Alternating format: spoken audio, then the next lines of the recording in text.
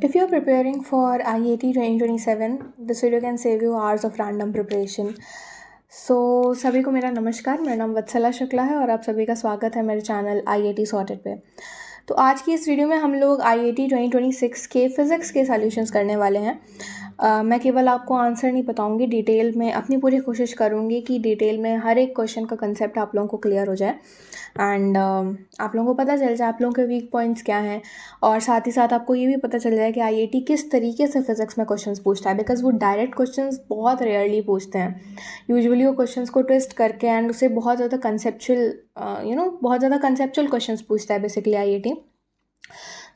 आज हम लोग सॉल्व करते हैं, हम देखते हैं कैसे सॉल्व कर सकते हैं आप लोग एफिशिएंटली एग्जामिनेशन हॉल में। बट वीडियो शुरू करने से पहले मैं एक दो चीज़ें क्लियर कर दूँ यार, प्लीज़ इस वीडियो को 1.5x पे देखना, बिकॉज टैबलेट में मेरी हैंड राइटिंग थोड़ी सी स्लो है। अगर आप लोग मतलब किसी का कोई क्वेश्चन में आप लोगों को ये हो रहा है कि समझ नहीं आ रहा है बहुत क्लियरली, तब आप नॉर्मल स्पीड पे देखो। बट अगर किसी क्वेश्चन में आपको उतना ज़्यादा डाउट नहीं है, बस आप लोगों को सोल्यूशंस देखना है एंड कंसेप्ट क्लियर करना है, तो 1.5x पे देखना, बिकॉज मेरी स्पीड थोड़ी सी स्लो हो जाती है टैबलेट पे। And please ignore my hand writing, वो भी नहीं अच्छी बनती है इस पर बहुत ज़्यादा। And one more thing I would से कि ये वीडियो अगर मैं पूरा एक ही वीडियो में मैं सारे सॉल्यूशंस बताऊंगी तो वीडियो बहुत लंबी हो जाएगी। इसी वजह से मैं दो पार्ट्स में इस सॉल्यूशंस बताऊंगी IIT 2026 के फिज़िक्स के। फर्स्ट पार्ट आज का है जिसमें मैं स्टार्टिंग के आई गेस 7 या 8 क्वेश्चंस बता दूंगी एंड बचे हुए बाकी सेकेंड पार्ट में। सेकेंड पार्ट में परसों नरसों तक रिलीज़ कर दूंगी वो भी। So let's begin this video without any further delay. Physics में क्वेश्चन सॉल्व करते समय एक चीज़ बहुत इंपॉर्टेंट होती है कि आप अंडरलाइन करते हुए चलो, जो इंपॉर्टेंट पॉइंट्स हैं उन्हें आप की टर्म्स हैं बेसिकली उन्हें अंडरलाइन कर लो, जिससे कि बार बार आप लोगों को सवाल ना पढ़ना पड़े एंड आप लोगों को के पास एक ब्रॉड आइडिया हो कि ये सवाल पूछना क्या चाह रहा है और क्या क्या इन्फॉर्मेशन दी हुई है इस सवाल में। ओके, सो अब वहाँ एग्जामिनेशन हॉल में तो आप स्क्रीन पर हाईलाइट नहीं कर सकते हो, स्क्रीन पर अंडरलाइन नहीं कर सकते हो, तो वहाँ पर क्या एक सोल्यूशन होता है कि आपने क्वेश्चन पढ़ा एंड आपको जो रफ नोटबुक मिलती है, रफ शीट मिलती है, उसमें आप लोग इन्फॉर्मेशन लिखते रहो। फॉर एग्जाम्पल क्वेश्चन में दिया हुआ है अ स्फीयर वेइंग 50 kg, तो आप लोग नीचे लिख लो weight 50, weight is equals to 50 kg, मतलब अपने आंसर शीट में लिखते रहो जो इन्फॉर्मेशन है, उससे काफ़ी ईजी हो जाता है सवाल को करना। यहाँ तो हम लोग अंडरलाइन कर सकते हैं, तो करते हैं। Let's start. A sphere and a cube of equal masses, ठीक है, on a horizontal frictionless floor are confined between two vertical walls as shown in the figure.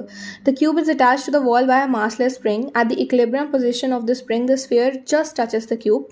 The cube is moved towards the left by a small amount L from its equilibrium position, compressing the spring, and is released at t is equals to 0. The system keeps returning to its initial configuration. As that of t is equals to 0 with a time period of t. If all the collisions are elastic, this is very important, if all the collisions are elastic, which of the following statement is correct? सबसे पहले ये सवाल पूछ क्या रहा है, इसे समझो। ये जो यहाँ पे डायग्राम बना हुआ है, इस डायग्राम को समझते हैं। एक क्यूब है एंड एक स्फीयर है, एंड जो क्यूब है वो बेसिकली एक स्प्रिंग से कनेक्टेड है। इतने को आप एक स्प्रिंग ब्लॉक सिस्टम मान सकते हो, ठीक है, इतना आपका एक स्प्रिंग ब्लॉक सिस्टम है। यहाँ पर इन्होंने एक स्फीयर और ऐड कर दिया है, ठीक है। तो इन्होंने क्या बोला कि अगर आप लोग इस क्यूब को L डिस्टेंस से डिस्प्लेस करते हो तो उसके बाद की पूरी सिचुएशन पूछी है। और एक चीज़ जो यहाँ पे दी हुई है, ऑल कोलिजन्स आर इलास्टिक, ये काफ़ी इंपॉर्टेंट बात है, इसे ध्यान में रखना है आपको कि जो सारे कोलिजन्स हैं वो इलास्टिक है। इलास्टिक कोलिजन में क्या होता है, और एक और चीज़, both are of equal mass, ये क्यूब और जो स्फीयर हैं दोनों इक्वल मास के हैं। अब अगर आप लोगों को पता हो इलास्टिक कोलिजन में जब दो इक्वल मास के ऑब्जेक्ट्स के बीच में इलास्टिक कोलिजन होता है तो फिर वो अपनी वेलोसिटीज़ एक्सचेंज कर लेते हैं। तो यहाँ पे कुछ सिनेरियो ऐसा बनेगा, मेरे पास एक एनिमेशन है, मैं आप लोगों को दिखाती हूँ, हालांकि वो उतना परफेक्ट नहीं है, उसमें स्प्रिंग भी इधर उधर जा रही है, but I think that is enough to understand this question. ये देखो, ये इधर स्प्रिंग भी थोड़ी बाहर चली जा रही है, उसके लिए मुझे यार सबसे जो क्लोजेस्ट था वो यही था एनिमेशन। देखो इसमें क्या हो रहा है, ये स्प्रिंग है, इसे हल्का सा कंप्रेस किया एंड देन रिलीज़ कर दिया। अभी देखना, यहाँ से स्टार्ट हो रहा है, इससे कंप्रेस किया तुमने एंड देन रिलीज हो गया। ये point t is equal to 0 जहाँ से इसे रिलीज किया गया। अब देखो जैसे ये स्टेशनरी स्फीयर से टकरा रहा है, ये रेस्ट पे आ जा रहा है और स्फीयर जो है वो उस वेलोसिटी के साथ मूव करने लग रहा है जिस वेलोसिटी के साथ ही क्यूब मूव कर रहा था। तो इलास्टिक कोलिजन में यही होता है, दो इक्वल मासेस के बीच में जब इलास्टिक कोलिजन होता है तो वो अपनी वेलोसिटीज एक्सचेंज कर लेते हैं। तो यहाँ पे वही हो रहा है। ओके, अब यहाँ पे हम लोग को ऑप्शंस में से बताना है कि कौन सा ऑप्शन सही है। ठीक है, सबसे पहला काम जो हम लोग करते हैं वो है कि गलत ऑप्शन को एलिमिनेट कर दो। एलिमिनेशन से तुम्हारा कोई भी क्वेश्चन को सॉल्व करना बहुत ही इजी हो जाता है क्योंकि 2-3 ऑप्शन तुम्हारे पहले ही चले जाते हैं। यहाँ पे देखते हैं कौन सा एलिमिनेट हो सकता है। If L increases T decreases, if L increases T increases, if L increases T does not change. तो इन सब में तो अभी हम लोग नहीं बता सकते, हमें निकालना पड़ेगा। लेकिन जो लास्ट ऑप्शन है स्फीयर डज नॉट मूव, ये तो गलत है। हमने अभी देख लिया क्योंकि भाई इलास्टिक कोलिजन हो रहा है और ये क्यूब मूवमेंट में है और स्फीयर रेस्ट पे है। तो जब ये क्यूब स्फीयर से टकराएगा तो स्फीयर के पास क्यूब की वेलोसिटी आ जाएगी और क्यूब जो है वो रेस्ट पे आ जाएगा। तो ये स्टेटमेंट तो गलत हो गई, that the sphere does not move, it moves. अब हम लोग बात करते हैं बाकियों की। अब बेसिकली हम सिचुएशन एक ही है कि अगर हमने एल यानी कि जो कंप्रेशन है उसे बढ़ा दिया तो क्या होगा, टाइम पीरियड बढ़ जाएगा या टाइम पीरियड घट जाएगा या फिर कोई फ़र्क नहीं आएगा टाइम पीरियड पर। देख लेते हैं, इसे सॉल्व करके देखते हैं। ओके, अब ये डायग्राम का यहाँ कोई मतलब नहीं है, मैं एक बार फिर से बना के दिखाती हूँ आप लोगों को। ये देखो, जैसे यहाँ पे यहाँ पे क्या किया है, ये देखो, ये आप लोगों का एंड देन एक स्प्रिंग मास सिस्टम से अब ये जो आपका क्यूब है इसे कंप्रेस कर दिया है एंड मतलब इसे मान लो L डिस्टेंस से कंप्रेस किया एंड ये आपका स्फीयर वैसे का वैसा ही है। ठीक है, अब देखो यहाँ पे क्या हो रहा है, हमने इस क्यूब को L डिस्टेंस कंप्रेस किया, अब ये वापस आएगा। ठीक है, अगर हमने इसे L डिस्टेंस कंप्रेस किया तो रिलीज़ करने पर, यहाँ कंप्रेस करने के बाद यहाँ पे t इज इक्वल्स टू 0 लेना है। यहाँ पे मैं लिख देती हूँ, इस कन्फिग्रेशन में आपका आ रहा है t इज इक्वल्स टू 0। ये कन्फिग्रेशन है आपकी t इज इक्वल्स टू 0 पे। ठीक, अब देखो यहाँ पे क्या हो रहा है, अब आपने इस क्यूब को कंप्रेस किया, मतलब इस स्प्रिंग को कंप्रेस किया एंड क्यूब L डिस्टेंस इधर मूव किया। तो अब ये L जो है वही इस क्यूब के ऑसिलेशन का एम्पलीट्यूड होगा। अब देखो, सबसे पहले क्यूब जाके इधर स्फीयर से टकराया, अब स्फीयर मूव करना शुरू किया एंड ये इस दीवार से टकराया। अब एक चीज़ और ध्यान दो कि इलास्टिक कोलिजन हो रहा है, तो ये जो स्फीयर है ये दीवार से टकराने के बाद वापस उसी सेम वेलोसिटी से लौट आएगा। ठीक है, फिर दीवार से टकरा के स्फीयर इधर आया, फिर ये जो स्फीयर अब क्यूब यहाँ पर था तो ये स्फीयर क्यूब से टकराया और क्यूब वापस अपनी ओरिजिनल पोजीशन पे चला गया जहाँ वो t इज इक्वल्स टू 0 पे था। तो ये सिचुएशन है। अब यहाँ पे देखो 4 टाइम पीरियड्स इन्वॉल्व, मतलब 4 टाइम अलग अलग चीज़ें इन्वॉल्व हैं इसमें। सबसे पहला क्या है, मैं कलर चेंज कर देती हूँ, लेट्स टेक ग्रीन। ओके, सबसे पहला क्या है, थोड़ा डार्क कलर लेते हैं यार, इस पर वरना दिखाई नहीं देगा। या ठीक है, सबसे पहला क्या है, ये यहाँ से गया इधर तक। ठीक है, इस t इज इक्वल्स टू 0 पे यहाँ था एंड मान लो ये t1 टाइम में यहाँ गया और ये टकरा गया स्फीयर से। ठीक है, अब स्फीयर जाके दीवार से टकराएगा, मान लो ये डिस्टेंस d है, ऐसे कुछ भी मान लो, उसमें कुछ बहुत ज़्यादा फ़र्क नहीं पड़ता बिकॉज अगेन डिस्टेंस कांस्टेंट है। ठीक है, ये स्फीयर जाके दीवार से टकराएगा, मान लो इसे लगा t2 टाइम यहाँ से दीवार से टकराने में।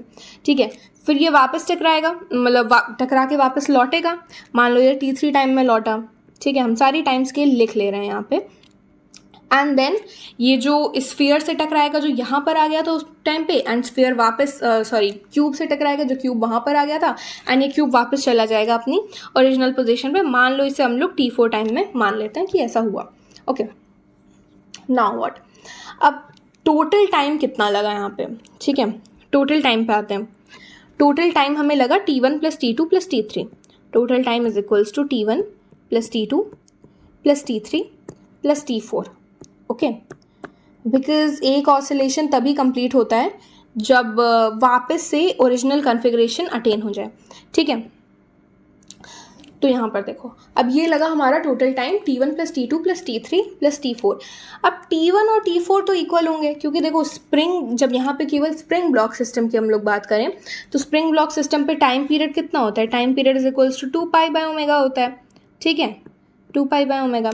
ये तो x पे डिपेंड कर नहीं रहा है, l पे नहीं डिपेंड कर रहा है ये, तो इसी वजह से जो t1 होगा, अब देखो ये 2 पाई बाय ओमेगा क्या होता है, 2 पाई बाय ओमेगा की मीन, मान लो ये मीन पोजीशन है, मीन से एक्सट्रीम गया, एक्सट्रीम से वापस मीन पे आया, फिर मीन से दूसरे एक्सट्रीम पे गया, एक्सट्रीम से वापस मीन पे आया, ये होता है t।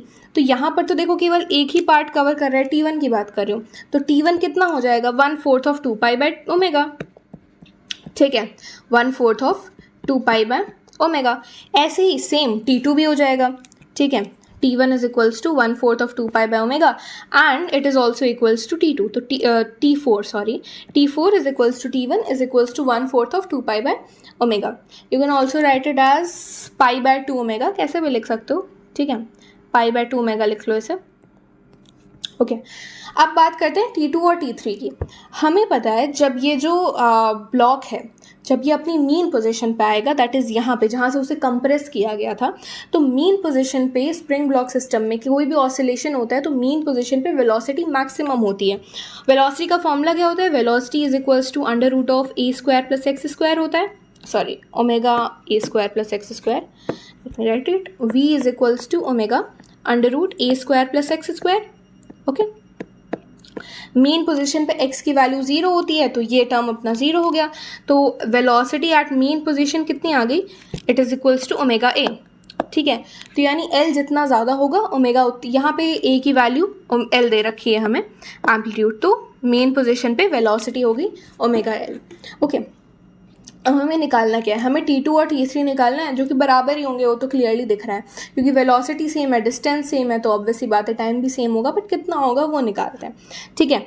अब देखो ये d डिस्टेंस है और वेलोसिटी कितनी है ओमेगा एल, बिकॉज यहाँ पर मेन पोजीशन पे जब ये पहुँचेगा क्यूब, तो इसकी वेलोसिटी ओमेगा एल होगी। अब यही ओमेगा एल वेलोसिटी है क्यूब स्फीयर को दे देगा, तो स्फीयर की अभी वेलोसिटी है ओमेगा एल और इसका डिस्टेंस है डी। वेलोसिटी इज कांस्टेंट, क्यों, क्योंकि फ्रिक्शन लेस सरफेस है, फ्रिक्शन नहीं है वहाँ पे, तो कांस्टेंट वेलोसिटी के साथ मूव करेगा, तो v is equals to omega L और डिस्टेंस हमें d दे रखा है, तो टाइम हमें पता है, टाइम दैट इज़ यहाँ पे टाइम कितना है t2 is equals to T3, that is equals to, बोल ना मेरी हैंड राइटिंग थोड़ी सी ख़राब हो जाती है टैबलेट पे, T2 is equals to T3 and what is time is equals to distance upon speed, that is distance d है हमारा, स्पीड है हमारा ओमेगा एल, ठीक है।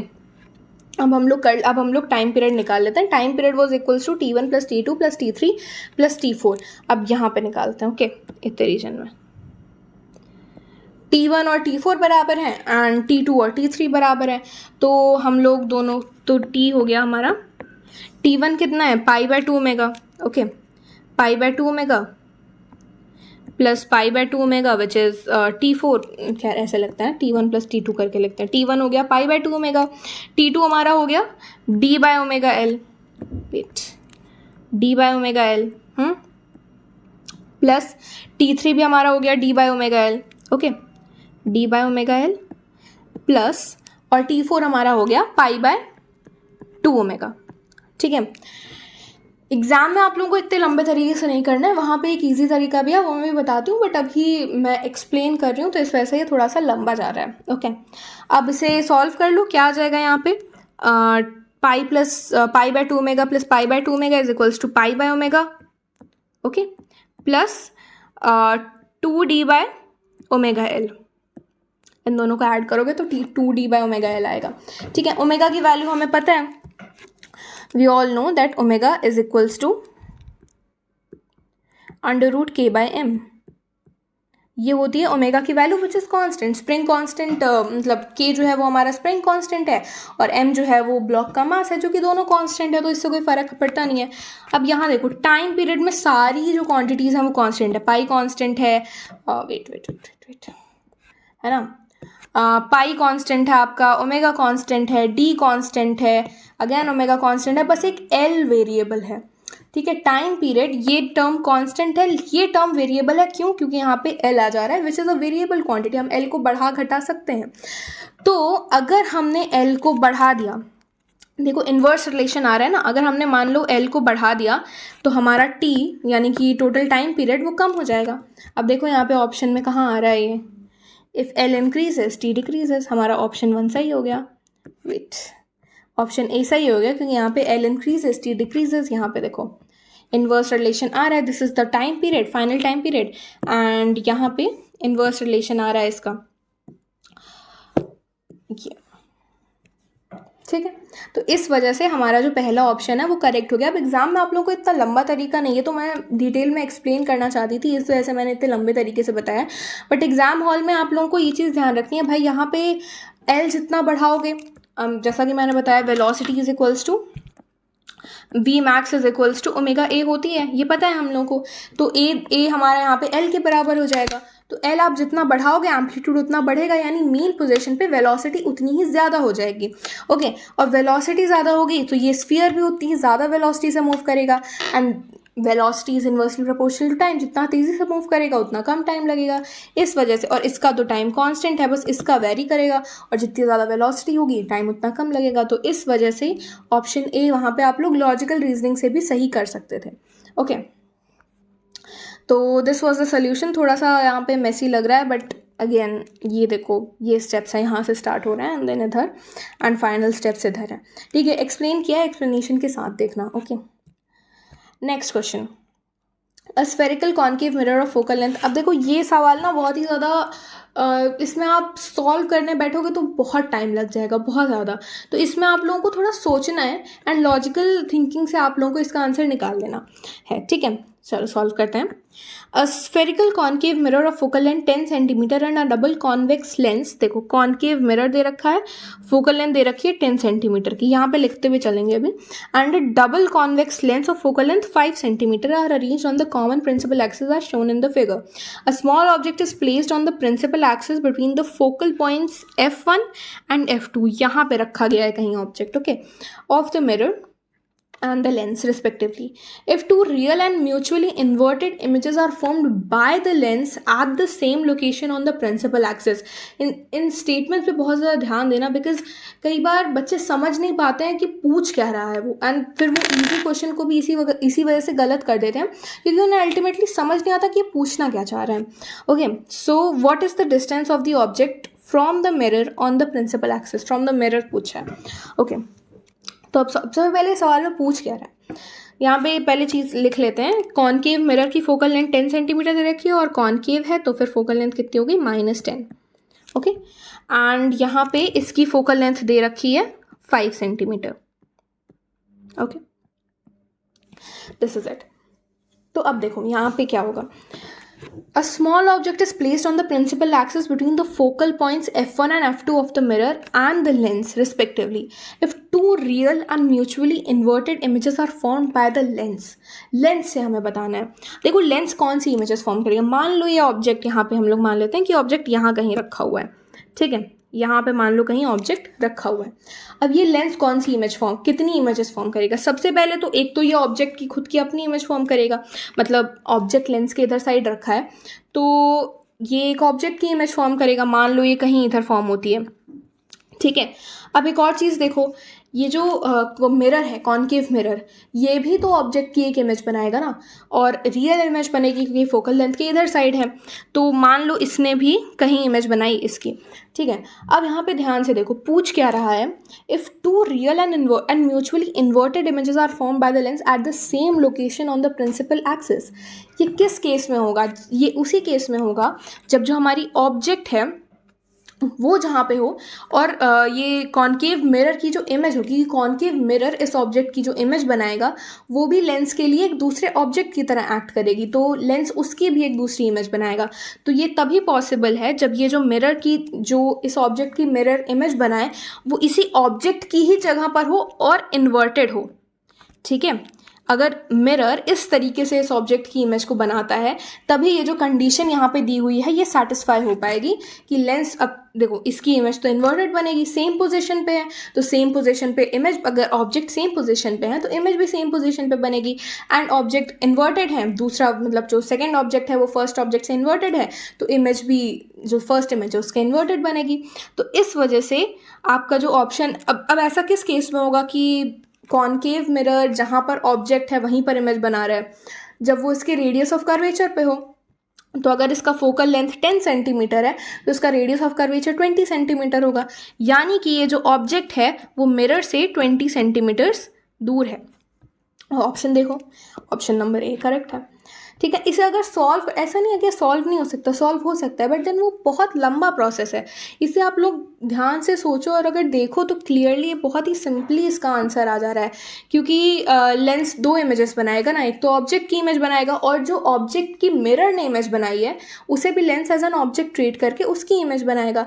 तो at the same position inverted तभी बन सकता है जब मिरर इमेजेस जो हैं वो same position on the principal axis पे इन्वर्टेड तभी बन सकती हैं जब ऑब्जेक्ट भी सेम पोजिशन पे हो। जब दोनों ऑब्जेक्ट सेम पोजिशन पे इन्वर्टेड फॉर्म में होंगे तभी जो इमेजेस हैं वो भी सेम पोजिशन पे इन्वर्टेड फॉर्म में बनेंगी। तो ऐसा कब पॉसिबल है कि कॉन्केव मिरर ऑब्जेक्ट की इमेज वहीं बनाएगा जहाँ पर ऑब्जेक्ट है? वो जब ऑब्जेक्ट रेडियस ऑफ कर्वेचर पे रखा हो। तो 10 सेंटीमीटर इज फोकल लेंथ, तो रेडियस ऑफ कर्वेचर हो गया 20 सेंटीमीटर। तो इस वजह से हमारा ऑप्शन ए करेक्ट है इसमें। ओके, अब मूव करते हैं नेक्स्ट क्वेश्चन पे, which is a simple pendulum of length L, a simple pendulum of length L, mass m, and electric charge q on its bob is oscillating with the time period t under uniform gravity which is in minus z direction. Okay, upon applying a uniform electric field E unit vector n, where unit vector n is a unit vector in the place of oscillation, in the plane of oscillation, the time period of the pendulum decreases. Time period decreases, which of the following statements is not correct. तो यहाँ पे हमें एक situation दे दी है और कुछ statements दिए हैं, बताने कौन सा स्टेटमेंट गलत है। नॉट करेक्ट, ये नॉट करेक्ट पे बहुत लोग कई बार मिस्टेक कर जाते हैं, वो करेक्ट मार्क करके आ जाते हैं। सो यहाँ पे देखो क्या बोल रहे हैं कि एक सिंपल पेंडुलम है, इसका लेंथ L है, मास m है, इलेक्ट्रिक चार्ज इस पे Q है, मतलब इसके जो बॉब पे इलेक्ट्रिक, इसका जो बॉब का मास है वो m है और उस पर जो चार्ज है वो Q है। प्लस माइनस पॉजिटिव नेगेटिव ये नहीं बताया, वो ऑप्शंस में देखना है। It's bob is oscillating with time period t under uniform gravity which is in minus z direction. अब हम लोग माइनस जी डायरेक्शन कुछ भी, मतलब x y z डायरेक्शन हम लोग खुद से मान सकते हैं, तो हम लोग माइनस जी डायरेक्शन को नीचे मान लेते हैं। ये है हमारी माइनस जी डायरेक्शन। ठीक है, अब देखो यहाँ पे क्या हो रहा है, माइनस जी डायरेक्शन में uniform gravity is in minus z direction, यानी जो ग्रेविटी है वो इसी डायरेक्शन में नीचे की तरफ। Okay, upon applying a uniform electric field की डायरेक्शन नहीं दी है यहाँ पे। The time period of the pendulum decreases, time period decrease कर रहा है। अब पेंडुलम के टाइम पीरियड का फॉर्मूला क्या होता है? हमें पता है कि time period is equals to 2π under root L/G, ये होता है पेंडुलम का टाइम पीरियड। अब देखो L कांस्टेंट है, 2π कांस्टेंट है, यहाँ पे बोल रहा है कि टाइम पीरियड डिक्रीज कर रहा है, इसका मतलब क्या है? यहाँ पे G effective, G effective. Okay, question में बोल रहा है कि टाइम पीरियड डिक्रीज कर रहा है, इसका क्या मतलब है कि बाकी सारी जो क्वांटिटीज़ हैं वो तो कांस्टेंट है, केवल इफेक्टिव ग्रेविटी वही वेरिएबल है, मतलब जी इफेक्टिव बढ़ रहा है। तो जहाँ पे इफेक्टिव ग्रेविटी बढ़ रहा है वहाँ पे टाइम पीरियड डिक्रीज होगा। अब ऑप्शंस में हमें क्या बताना है कि इफेक्टिव ग्रेविटी कम कहाँ हो रहा है? जहाँ पे इफेक्टिव ग्रेविटी कम हो रही है वो ऑप्शन हमारा करेक्ट ऑप्शन है, because to decrease the time period we have to increase the effective gravity. Okay, so देखते हैं। सबसे पहला Q इज़ पॉजिटिव, वैसे तो देखा जाए तो इसे आप दो ऑप्शन से भी निकाल सकते हो, क्योंकि यहाँ देखो पहले ऑप्शन में क्या दिया हुआ है Q is positive and the direction of electric field is in Z, मतलब Z एक्सिस में है, और बी में क्या दिया हुआ है? Q is positive and it is in negative Z direction. तो दोनों एक साथ तो सही हो नहीं सकते, मतलब इन दोनों को एलिमिनेट हम लोग पहले ही कर सकते हैं। हमें ये पता है कि ऑप्शन ए या बी में से ही कुछ करेक्ट होगा, क्योंकि भाई दोनों एक साथ तो करेक्ट नहीं हो सकते हैं, है ना। इनमें से एक तो इनकरेक्ट है, क्योंकि दोनों में पॉजिटिव चार्ज दे रखा है और बोल रहा है कि, और जो डायरेक्शन दे दी वो ऑपोजिट दे दी, तो ऑपोजिट डायरेक्शन है, मतलब एक में बढ़ रहा होगा एक में घट रहा होगा, तो यानी हमारा जो आंसर है वो ए और बी में से ही आएगा, बट फिर भी हम लोग देखेंगे बाकी सारे भी। बट पहले देखते हैं option number A, Q is positive and the direction of electric field is in the z cap direction, यानी कि पॉजिटिव Z एक्सिस में है। तो अगर इलेक्ट्रिक फील्ड हमारी इस डायरेक्शन में बोल रहा है तो क्या होगा? देखो नीचे mg लग रहा है, ओके, बिकॉज ग्रेविटी हमारी नीचे की डायरेक्शन में दे रखी है और पॉजिटिव चार्ज है यहाँ पे, यहाँ पे देखो Q का पॉजिटिव चार्ज दे रखा है ऑप्शन नंबर ए में, तो इसका मतलब क्या हुआ, पॉजिटिव चार्ज पे जो इलेक्ट्रिक फोर्स होता है वो इन the direction of the electric field लगता है। तो अगर इलेक्ट्रिक फील्ड इस डायरेक्शन में है तो इस पे according to the first option जो फोर्स लगेगा वो कहाँ लगेगा, ऊपर लगेगा, QE। अब इससे देखो क्या हुआ, यहाँ पे इफेक्टिव ग्रेविटी कम हो गई बिकॉज जो फोर्स हैं वो दोनों ऑपोजिट डायरेक्शन में लग रहे हैं। ग्रेविटेशनल फोर्स नीचे लग रहा है, इलेक्ट्रोस्टैटिक फोर्स ऊपर लग रहा है, तो दोनों ऑपोजिट डायरेक्शन में हो गए यहाँ पे फोर्स। इससे क्या पता चल रहा है कि यहाँ पे जो इफेक्टिव ग्रेविटी है वो कम हो जा रही है क्योंकि फोर्स ऑपोजिट डायरेक्शंस में हो गए। तो इसी वजह से हमारा ऑप्शन ए सही हो गया। अगर इफेक्टिव ग्रेविटी कम हो रही है इस जो कि इस सिचुएशन में हो रही है तो टाइम पीरियड बढ़ना चाहिए, बट यहाँ तो टाइम पीरियड इन डिक्रीज कर रहा है, मतलब इफेक्टिव ग्रेविटी बढ़ रही है, तो हमारा ऑप्शन ए जो है वो गलत है। और हमें क्वेश्चन में यही पूछा था कि कौन सा ऑप्शन गलत है, तो ऑप्शन ए हमारा सही हो गया। बट स्टिल हम लोग बाकी सारा भी करके देखते हैं। Q is positive and electric field की डायरेक्शन ग्रेविटी की ही डायरेक्शन में दे रखी है, माइनस जी कैप में ही दे रखी है। तो अब देखो, अब इस सिचुएशन में मैं ये सब इरेज कर रही हूँ, ठीक है, बिकॉज मैं साथ के साथ बता रही हूँ, है ना। तो ये देखो, अब दूसरे ऑप्शन बी में क्या दे रखा है कि जो इलेक्ट्रिक फील्ड है उसकी डायरेक्शन नीचे की तरफ है, तो ये जो पॉजिटिव और क्यू हमारा पॉजिटिव दे रखा है, तो पॉजिटिव चार्ज पे जो इलेक्ट्रोस्टैटिक फोर्स लगेगी वो QE लगेगी नीचे की डायरेक्शन में। तो इफेक्टिव ग्रेविटी यहाँ पे बढ़ रही है क्योंकि ग्रेविटेशनल फोर्स और इलेक्ट्रोस्टैटिक फोर्स दोनों नीचे की डायरेक्शन में लग रहे हैं, तो इफेक्टिव ग्रेविटी बढ़ रही है, तो टाइम पीरियड डिक्रीज करेगा। हमारी ये सिचुएशन यहाँ पे सेटिस्फाई हो रही है ऑप्शन नंबर 2 में। तो ऑप्शन बी हमारा फिर क्वेश्चन के हिसाब से इनकरेक्ट है, वैसे ऑप्शन बी करेक्ट है। ओके ओके, अब आ जाते हैं ऑप्शन सी पे। Q is negative and the direction of electric field is positive z cap. अब यहाँ पे देखो, यहाँ पे हमारा चार्ज जो है वो नेगेटिव दे दिया और इलेक्ट्रिक फील्ड की डायरेक्शन दे दी ऊपर की तरफ। हमें पता है जो नेगेटिव चार्ज होता है उस पर electrostatic force in the opposite direction of electric field लगता है। इलेक्ट्रिक फील्ड जिस डायरेक्शन में है, अगर नेगेटिव चार्ज है तो उस पर जो फोर्स लगेगी वो ऑपोजिट डायरेक्शन में लगेगी, यानी अगर ये नेगेटिव है तो इस पर इलेक्ट्रोस्टैटिक फोर्स लगेगी नीचे की डायरेक्शन में, which will be equal to QE। तो इस वजह से हमारा ऑप्शन सी जो है वो भी सही है।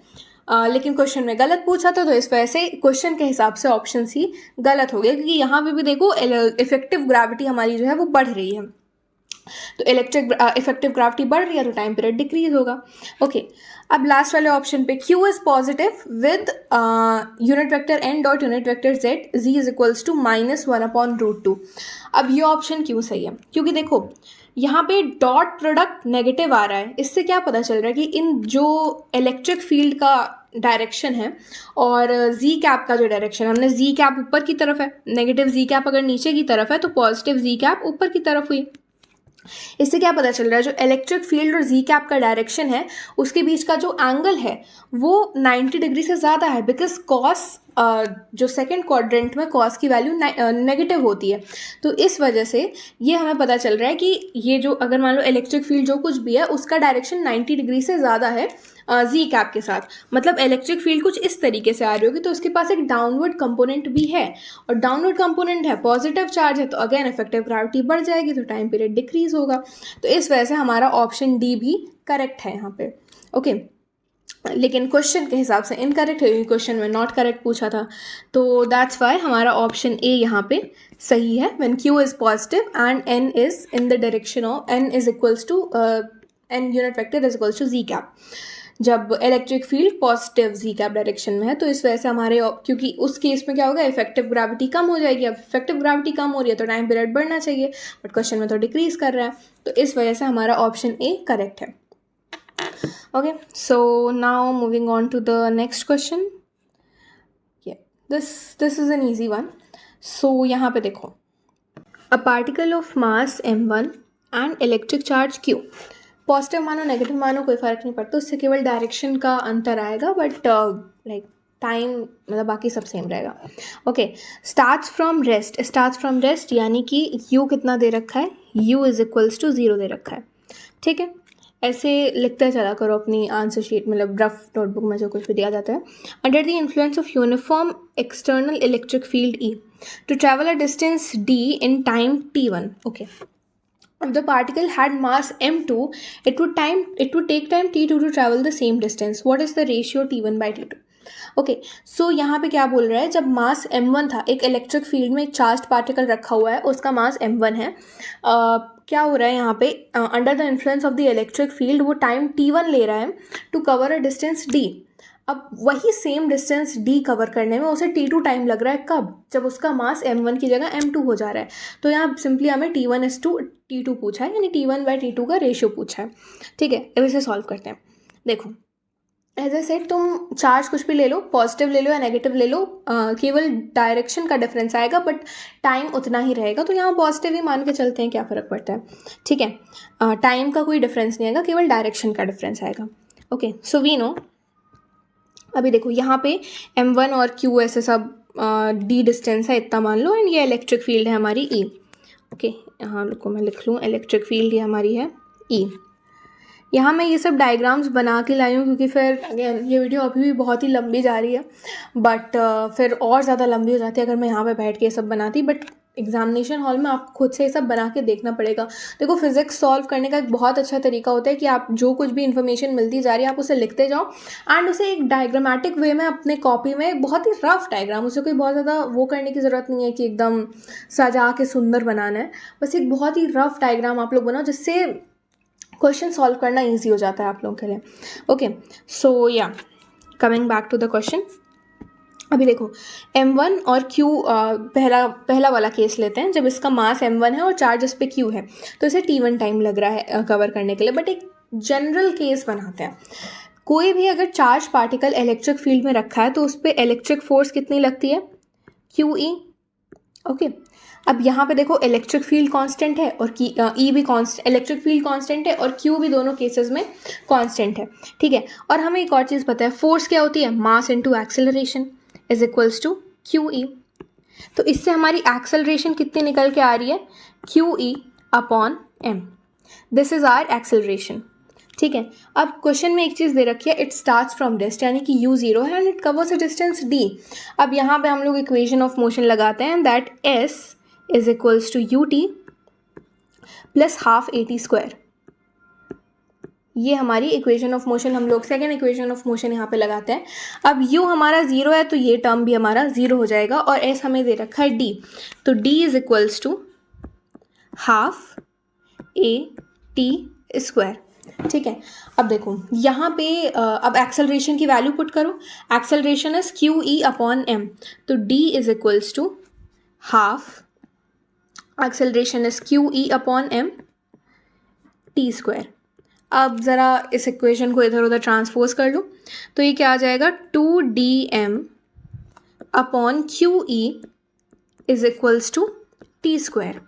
यानी कि t कितना आ रहा है हमारा, टाइम टेकन आ रहा है √2dm/QE। अब ध्यान से देखो, यहाँ पे हर एक चीज़ कांस्टेंट है, d भी कांस्टेंट है, 2 तो कांस्टेंट है ही, q भी हमारा कांस्टेंट है ना। देखो, d कांस्टेंट है, 2 तो कांस्टेंट है, q भी कांस्टेंट है और e भी कांस्टेंट है, हर एक चीज़ कांस्टेंट है। यानी जो टाइम पीरियड है वो किस पे डिपेंड कर रहा है, वो केवल और केवल मास पे डिपेंड कर रहा है, क्योंकि बाकी सारी चीज़ें जो है वो कांस्टेंट है।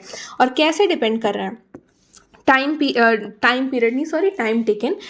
टेकन केवल और केवल मास पे डिपेंड कर रहा है, और वो भी √m पे। ठीक है, it is directly not equal to, it is directly proportional to √m। तो यानी कि t1, इसी तरीके से अगर हम देखें तो t1 will be proportional to √m1 and t2 will be proportional to √m2। ठीक है, क्योंकि जो टाइम टेकन है वो केवल रूट ऑफ मास पे डिपेंड कर रहा है, वो और किसी चीज़ पे डिपेंड ही नहीं कर रहा है, बाकी सारी क्वांटिटीज़ कांस्टेंट है। तो इससे हमें क्या पता चल रहा है कि t1/t2 is equals to m1/m2। ठीक है, दिस इज इट। अब ऑप्शन देख लो, ये ऑप्शन कहीं है, yes, t1/t2 is equals to m1/m2। इस तरीके से ये हमारा बहुत ही सिंपल सवाल था। ये क्वेश्चन तो बहुत डिफिकल्ट भी नहीं था, it was a very simple question, I would say. हाँ, one of the most easy question ये था, और एक आई थिंक प्रोटॉन वाला आया था, वो ये दोनों क्वेश्चंस काफ़ी सिंपल थे। तो हाँ, ऐसे सिंपल क्वेश्चंस भी आते हैं डायरेक्ट टाइप के और इनडायरेक्ट भी आते हैं। जैसे पहला क्वेश्चन थोड़ा सा वो था, हालांकि वो लॉजिकल रीजनिंग का सवाल था, अगर आप थोड़ा सोचते तो आपको उतना सॉल्व करने की ज़रूरत नहीं थी, बट बिकॉज मुझे एक्सप्लेन करना था तो मैंने पूरा सॉल्व करके दिखाया।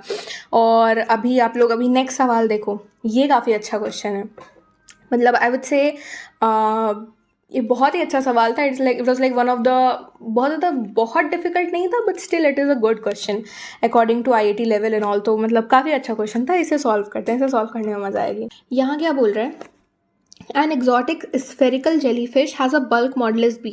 Close to the surface of the sea at depth is equals to 0. Its radius is r. When it dives into a depth d, where d is very very greater than r, its radius is reduced by delta r. Given the density of the incompressible sea water rho, यहाँ पे रो सी की density है, jellyfish की density नहीं है, okay. And the uniform acceleration due to gravity g such that rho g d को हम लोग और क्या लिख सकते हैं, rho g d is also the change in pressure, sorry bulk modulus नहीं, it is the change in pressure, it is very very less than the bulk modulus. What is del R upon R, हमसे basically delta R upon R का ratio पूछा है। देखो इस question में बोल क्या रहा है कि एक जेलीफिश है स्फेरिकल शेप की, उसका बल्क मॉडुलस भी है, बल्क मॉडुलस तो कांस्टेंट होता है, वो तो चेंज, इट इज़ कांस्टेंट, वो चेंज नहीं करेगा, ठीक है। जब सरफेस के पास है, वो सी के सरफेस पे है, तब उसका रेडियस आर है। जब वो एक डेप्थ डी पे चला जाता है तो उसका जो रेडियस है वो कंप्रेस होके डेल आर हो जाता है, मतलब डेल आर से कंप्रेस हो जाता है, ठीक है।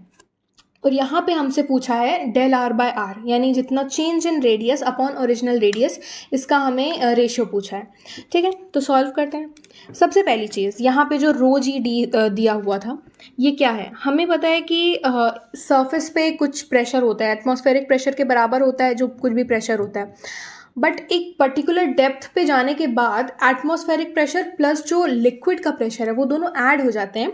तो चेंज इन प्रेशर जो आता है एट सर्टेन डेप्थ, वो होता है रो जी एच, और यहाँ पे एच की वैल्यू डी दी हुई है, तो हम लोग ले लेते हैं रो जी डी। ये है हमारा change in pressure at a certain depth. अब एक चीज़ और ध्यान दो, यहाँ पे क्या दे रखा है, यहाँ पे दिया हुआ है depth is very very greater than the radius, original radius से जो डेप्थ है वो बहुत ज़्यादा है। इससे हमें क्या पता चल रहा है कि जब जेलीफिश उस पर्टिकुलर पॉइंट पे जाएगी तो उसके जो पूरे बॉडी सरफेस पे प्रेशर लग रहा है वो यूनिफॉर्म है, मतलब क्योंकि रेडियस बहुत ज़्यादा नहीं है, रेडियस डेप्थ से बहुत कम है, तो इस वजह से उसके पूरे बॉडी सरफेस पे uniform pressure, change in pressure uniform ही होगा। ऐसा नहीं है कि किसी एक पर्टिकुलर पॉइंट पे बहुत ज़्यादा है, किसी एक पर्टिकुलर पॉइंट पे थोड़ा कम है, यूनिफॉर्म होगा, ओके, क्योंकि यहाँ पे ये चीज़ गिवन है। नेक्स्ट पे मूव ऑन करते हैं। हमें पता है कि बल्क मॉडुलस, देखो बल्क मॉडुलस का फॉर्मूला क्या होता है, ये होता है स्ट्रेस अपॉन वॉल्यूमेट्रिक स्ट्रेन, ठीक है, स्ट्रेस अपॉन वॉल्यूमेट्रिक स्ट्रेन होता है, ठीक है। अब एक चीज़ ध्यान दो, यहाँ पे stress can also be written as the change in pressure, because stress ultimately हमारा force upon area which is also equal to the pressure, change in pressure. तो हम लोग यहाँ पे स्ट्रेस को डेल्टा पी भी लिख सकते हैं, ठीक है। और स्ट्रेन क्या है, स्ट्रेन हमारा होता है change in volume upon original volume. अब एक चीज़ हमें पता है, ये जेलीफिश जो है वो कंप्रेस हो रही है, यानी कि जो इसका वॉल्यूम है वो फाइनल वॉल्यूम कम है और इनिशियल वॉल्यूम ज़्यादा है, तो ये जो स्ट्रेन आएगा वो नेगेटिव आएगा। तो हम लोग पहले ही यहाँ पे लिख लेते हैं, that is minus delta V upon V, ठीक है, that is change in volume upon original volume. अब ज़रा इसे ट्रांसपोज करके देखो तो यहाँ पे आता है यहाँ पे आता है minus delta V by V is equals to delta P by bulk modulus, ठीक है। इससे ये चीज़ तो समझ में आ गई होगी ना कि यहाँ पे stress is equals to change in pressure, because stress is force upon area, और वो एक पर्टिकुलर डेप्थ पे नीचे जा रहा है तो उस एटमॉस्फेरिक प्रेशर से मतलब बढ़ रहा है प्रेशर, तो the stress can also be written as the change in pressure. And strain तो हमारा वही होता है change in volume upon original volume, और नेगेटिव इसलिए क्योंकि वहाँ पे कंप्रेशन हो रहा है, इसी वजह से हमने इसी वजह से जो चेंज इन वॉल्यूम है, फाइनल वॉल्यूम इनिशियल वॉल्यूम से कम होगा, तो यहाँ पे हमने पहले ही नेगेटिव ले लिया है, ठीक है। अब इससे ये देखो ये पता चलता है कि delta V that is the change in volume is equals to minus V delta P upon bulk modulus, it is the change in volume. अब एक काम करो, यहाँ पे फाइनल वॉल्यूम, हम अब फाइनल वॉल्यूम निकाल के देखते हैं। फाइनल वॉल्यूम को हम लोग वी डैश मान लेते हैं। फाइनल वॉल्यूम क्या होती है, initial volume plus the change in volume, ठीक है।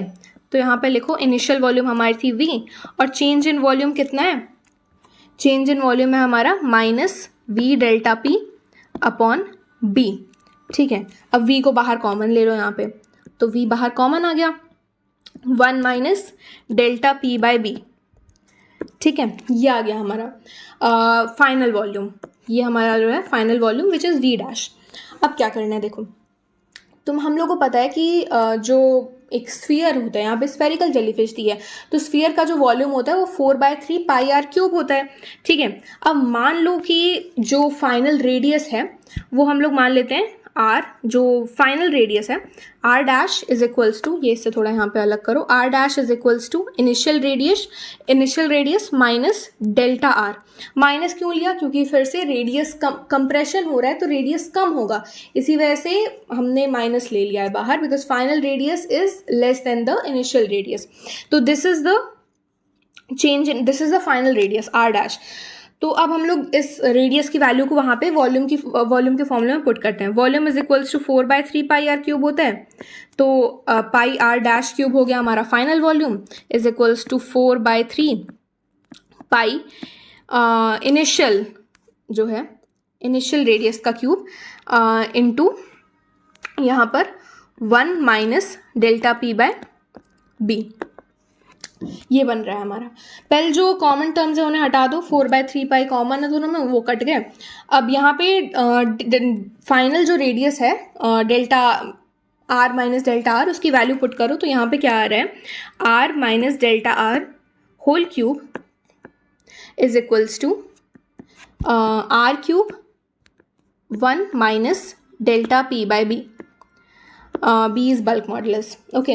अब दोनों साइड देखो क्यूब आ रहा है तो दोनों साइड क्यूब रूट कर दो, ठीक है। तो क्या आ जाएगा, R minus delta R is equals to R into 1 minus delta p by b whole to the power 1/3, because हमने क्यूब रूट लिया है तो इसकी पावर 1/3 हो जाएगा। आर क्यूब तो था तो वो कट गया, उसका क्यूब रूट ले लिया तो वो आर ही बचा, बट यहाँ पे कोई पावर 3 में नहीं था तो इसका क्यूब रूट लेंगे तो 1/3 पावर में आ जाएगा, ठीक है।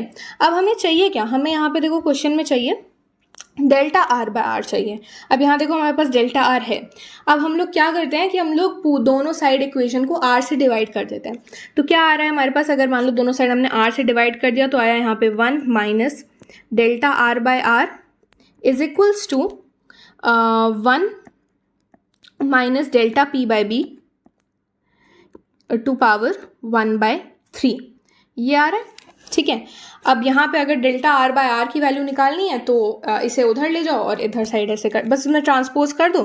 तो ट्रांसपोज करके क्या आ रहा है तुम्हारा, delta R by R is equals to, इसे इधर ले गए तो ये आ गया 1 माइनस, वेट, ये आ गया हमारा 1 माइनस, क्या टर्म है यहाँ पे, 1 minus delta p by b to the power 1/3।